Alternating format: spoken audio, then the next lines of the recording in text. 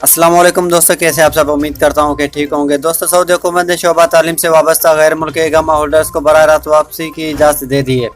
तफसीलात के मुताबिक सऊदी अरब ने पाकिस्तान और भारत समेत 10 ममालिक पर आयद की गई सफरी पाबंदियों में नरमी के हवाले से बड़ा फैसला किया है। सऊदी हुकूमत ने सफरी पाबंदी की लिस्ट में शामिल ममालिक में फंसे मखसूस सऊदी इकामा होल्डर्स को बराह रास्त मुमलकत वापसी की इजाज़त दे दी है।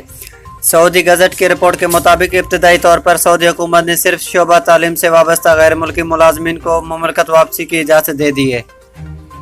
स्कूल, कॉलेजेस, जामियात और टेक्निकल तालीमी इदारों से वाबस्ता वो तमाम गैर मुल्की टीचर्स और दीगर मुलाजमीन जिनका ताल्लुक सफरी पाबंदियों वाली लिस्ट में शामिल 10 ममालिक से है, उन्हें अब सऊदी अरब की बराह रास्त परवाज़ों के जरिए वापसी की इजाज़त दे दी गई है।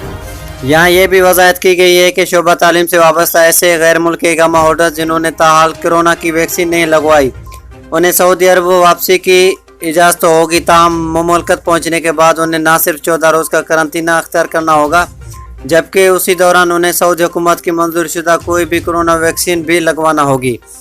यहाँ वाज़ेह है कि सऊदी हुकूमत ने कोरोना की डेल्टा किस्म के फैलाव की वजह से कई माह कबल पाकिस्तान, भारत, तुर्की, इंडोनेशिया, मिस्र, ब्राज़ील, एथोपिया, वियतनाम, अफगानिस्तान और लिबनान से मुसाफिरों की बराह रास्त सऊदी अरब आने पर पाबंदी आयद कर रखी थी।